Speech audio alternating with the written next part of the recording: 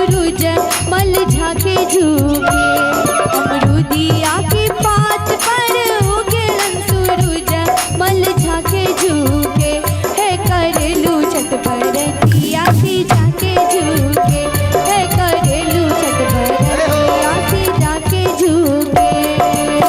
हम तो से पूछी बरतिया है बरतिया किन के लागी, हम तो से पूछी बरतिया है बरतिया किन के लागी, है करेलू छठ बरतिया से केकरा लागी, है करेलू छठ बरतिया से केकरा लागी, है करेलू छठ बरतिया से केकरा लागी, है करेलू छठ बरतिया से केकरा लागी, है करेलू छठ बरतिया से केकरा लागी, है करेलू छठ बरतिया से केकरा लागी। बोली छठी मैया की